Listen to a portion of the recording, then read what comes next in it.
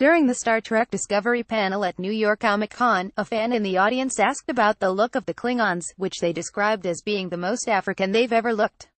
They went on to suggest that making them the villains could feel alienating to some fans. Executive producer Alex Kurtzman replied by saying he had wanted to address the Klingons for a long time. At the heart of Star Trek is the idea that what we think of the other is a mirror to ourselves, he started. The core of Kurtzman's argument was that the Klingons will be shown in a multidimensional way, and would not simply be othered or villains. It was important, he said, that we represented both sides of the war in a way that is understandable and relatable. We needed to know what it was like for them to go through this too, he continued. We wanted to shift everyone's perspective of what the Klingons are, because they've often been relegated to just being the bad guys. He added that the show would feature lots of Klingons, that were all created around the central premise of what Klingons are. But the goal was to, for lack of a better word, humanize them. To explain what they want and why they want it. If they didn't explore this, Kurtzman said, this would be Star Trek.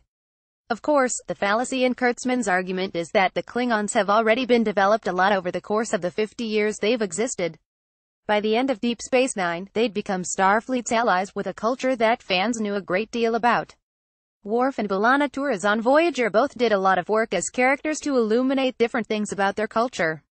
And the problem Discovery faces is that, A, it's a prequel, so all this stuff they're adding to the Klingons' culture has to be explained in the context of the work the other shows have already done. B, the look of these Klingons is othering. It does play into stereotypes of savages that specifically plays as a contrast to white and Western aesthetics. And C, even though the show takes place before the original series, it's airing after, and it feels like we've took a step backwards with the Klingons.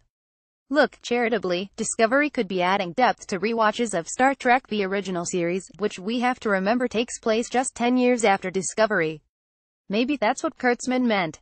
But to say this is breaking ground with the Klingons feels very disingenuous indeed. More Star Trek posts.